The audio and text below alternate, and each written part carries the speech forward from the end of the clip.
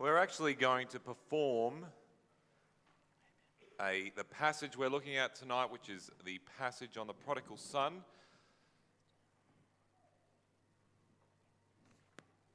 So I'll let the team do their magic. Jesus continued, "There was a man who had 2 sons. The younger one said to his father, 'Father, give me my share of the estate.' So he divided his property between them.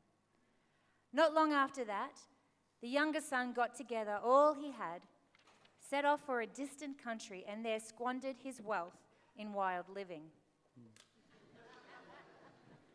After he had spent everything, there was a severe famine in that country, and he began to be in need. So he went and hired himself out to a citizen of that country, who sent him to his fields to feed the pigs. He longed to fill his stomach with the pods that the pigs were eating, but no one gave him anything. When he came to his senses, he said, 'How many of my father's hired servants have food to spare? And here I am starving to death. I will set out and go back to my father and say to him, Father, I have sinned against heaven and against you. I am no longer worthy to be called your son. Make me like one of your hired servants.' So he got up and he went to his father. But while he was still a long way off, his father saw him and was filled with compassion for him. He ran to his son, threw his arms around him and kissed him. And the son said, 'Father, I have sinned against heaven and against you. I am no longer worthy to be called your son.' But the father said to his servants, 'Quick, bring the best robe, put it on him, put a ring on his finger and sandals on his feet. Bring the fatted calf and kill it. Let's have a feast and celebrate. For the son of mine was dead and he is alive again. He was lost and he's found.' So they began to celebrate. Meanwhile, the older son was in the field.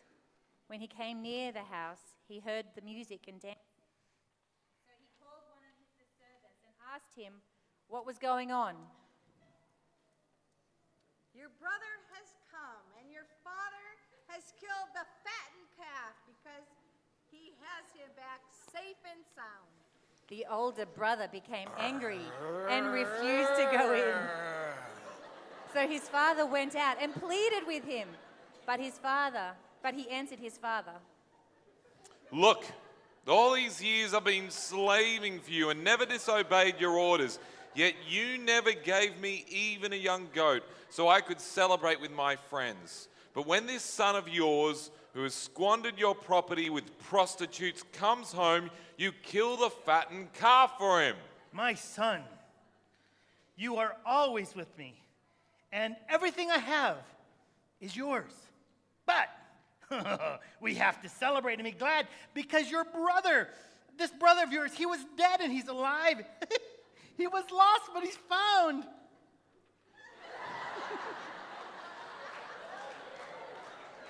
Give it up for the guys. Thank you.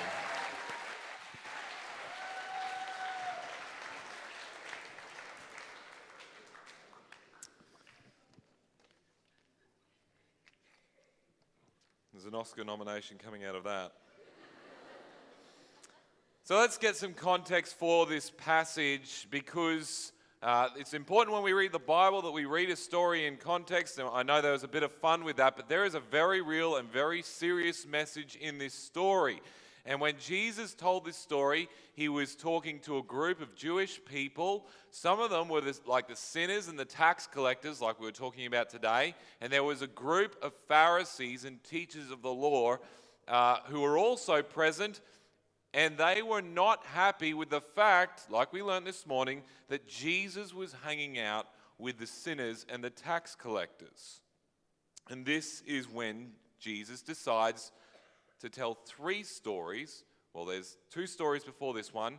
One is about a sheep that goes missing out of 100, and this shepherd goes and looks for this one sheep. And then there's another story about a coin that goes missing, and a lady just can't stop but keep looking until she finds this lost coin. And then Jesus tells this story which we've just gone through. It's the story of the prodigal son. So let's quickly rehash what went on in this story. So let's begin with the younger son, the first part of the story. Now let's be honest, this guy is a bit of a jerk. He does a horrible thing by going to his father and asking him for his share of the estate. I don't know if you understand the implications of that, but what this younger son has basically done is he has basically said, Dad, I wish you were dead. I wish you were dead, but since that you're not, I'd like to have the money that's set aside in your will for me. That's a real jerkish thing to do. So this guy's a nasty piece of work. His father, this is the incredible thing, his father graciously gives him the share, but the son doesn't invest this money that he's given in a business. He doesn't invest it in property. He doesn't use the finances well. Instead, he goes on a partying spree, which is what we saw Liam so well perform. It says in verse 13, he squandered his wealth in wild living. And then in the brother's response, we hear that he's using his money on prostitutes. Okay? This is a really, really sad, tragic story of how he is using his money. But this party didn't last for very long because he ran out of money, as you would. There's no other income source. And to make things worse, the country that he's gone to do all this partying, it's run out of food. There's a famine in the land. And so he finds himself in a really difficult position where he's away from family, he doesn't have any money, and he can only get a job feeding pigs. Now, remember, this is a Jewish audience. Okay, there's two bad things about this. He's gone to a foreign country, a Gentile country. Jews don't really like Gentiles.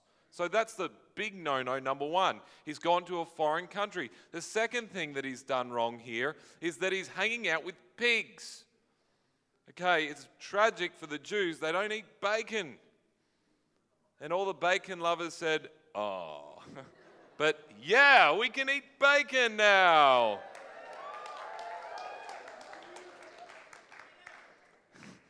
Amen. Bacon. Oink. It's the worst oink in the world. So old mate lost his money. He's in a Gentile land and he's feeding pigs. The Jews, they're going, this guy's in a real mess. He's in a real mess. And he was. This was like the ultimate fail in life. Does anyone watch fail videos? I don't know how often my wife catches me watching fail blog videos. But this is like, if you could put a life in a fail blog video, this is it. He's failed. He is ultimately failed at life. And here he is, sitting with the pigs, and he is so hungry that all he can do is just eat the food of the pigs. And that's when he realized his hopeless state.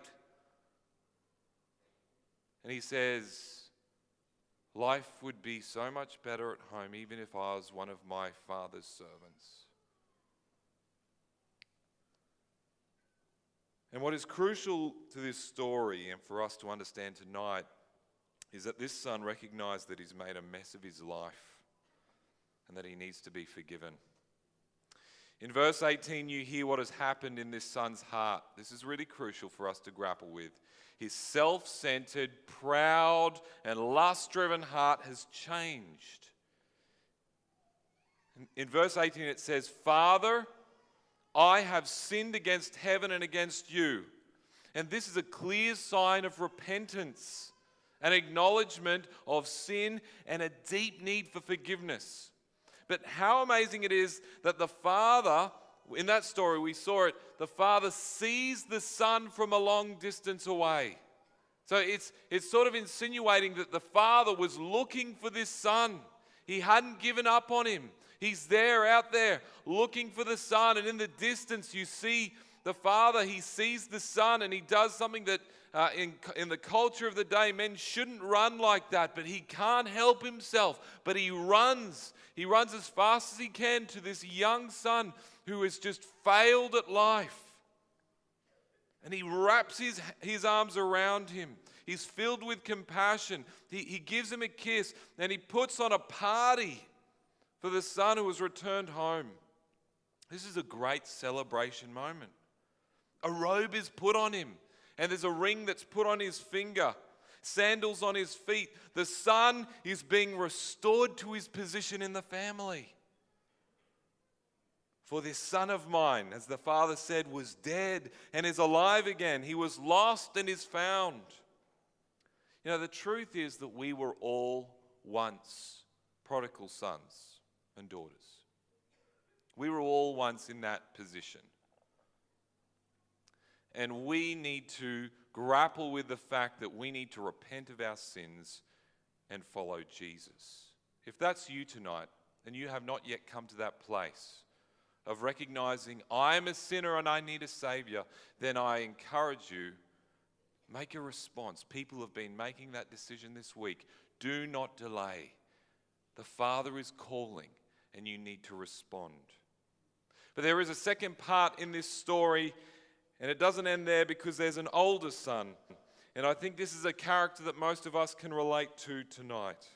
We meet the older son in verse 26 when the big party is happening for the return of the prodigal son. Where is the older son? Where is he? He's out in the field. He's working hard, doing a lot of work because he's a busy man. There's a lot of work to be done. Now I've got to ask the question, who's he working for? He's supposed to be working for his father, isn't he?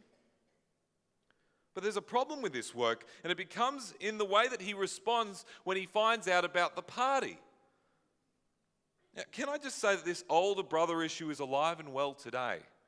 That's why Jesus tells this story. It continues, and it's tragic because it does rear its head at times. And sadly, amongst people who have been involved in church and ministry-related activities. I must confess that this has been an issue in my life as well. It's the older brother nature. And I don't know about you, but you might have grown up in a Christian home, in a Christian family. You might have high moral standards. You might be involved in church ministries. You might be a good kid. You have good habits, reading the Bible and praying. This was the Pharisees. That was that audience that he was talking to. These were hardworking. They were Bible believing. They just read the Torah. They loved it. They were praying. And they're out in their field working just like the older brother was. And over time, something has happened in your heart. And every now and again, it spills over like it does in this story. Because when the older brother heard the music and the dancing and finds out there's a party for his younger son, how does he respond? Does he join in with the dancing and feasting? Does he celebrate with his father and younger son about this incredible return of his younger brother? No. The older brother becomes angry. The bitterness and frustration bubble out of his heart. He refuses to go and celebrate. And all of a sudden, we're given a window into the soul of the older brother. And it doesn't look good at all. Can I ask, has this ever been a way that you've responded? Have you ever had thoughts of anger or jealousy in your heart when someone else has got a pat on the back when you wanted it? When someone else has got the accolades, you're there seething, thinking to yourself, I deserve that. I've been working so hard and I deserve this glory that this person is getting. Do you often feel unappreciated? Always the one who works hard and no one ever puts the spotlight on you. And you just get angry. So what went wrong? What went wrong in this guy's heart? We can see what went wrong in the way that the older brother rudely responds to his father. Look at verse 28. the father pleads with his older son to come and celebrate. And what does the older brother say? Look, all these years I've been slaving for you and never disobeyed your orders. Yet you never gave me even a young goat so I could celebrate with my friends. What's wrong with this response? His brother has just come home, and this is incredible. And he simply can't see the good in this situation. Instead, he wants to talk about himself. I've been slaving. You never gave me a young goat so I could celebrate. There was something deeply wrong in his heart. And the first thing he wants to talk about is not the Father's goodness and graciousness, but he just wants to talk about himself. It had all become about him. His work, his serving, his Bible readings, his prayer, it was all about him. And you know, this is what can happen in our lives as well. We make this Christianity not about Jesus, but rather all about us.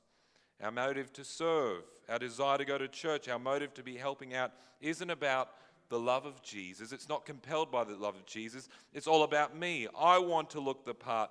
I want to be seen doing the right thing. I want people to respect me. I want people to look up to me. Whatever it is, somewhere along the line, we stop doing things in response to the love of Christ, and now we think that we deserve this incredible freedom that we have. And this is something that maybe you are struggling with. I've struggled with this. And maybe you've become self-centered. Christianity has become something about you. And maybe you're a bit judgmental. You're very quick to point out the faults of the people around you and fail to see your own. Maybe you don't celebrate with others when they succeed. And this is the nature of the older brother. And can I say to you that there is hope? There is hope. And I just want to conclude by giving you this good news. And if that is you this evening, if you find yourself just always making it, you just struggle. Whenever something goes wrong, it's always you that you're the victim all the time. And this is a big struggle that many people face. We need to learn from the younger brother, because the younger brother came to a place where he recognized his pathetic state before his father. And he said, "Father, I have sinned against heaven and against you.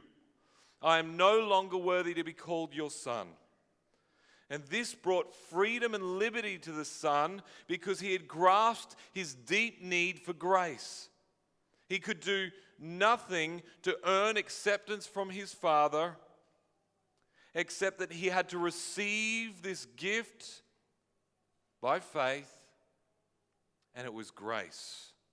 As we looked at this morning, it is by grace that we have been saved. And if we're going to receive grace, then we first need to acknowledge that we need it. Have you acknowledged tonight? And maybe you've been a Christian for a long time and you have not yet acknowledged that you need grace. You just think you're good.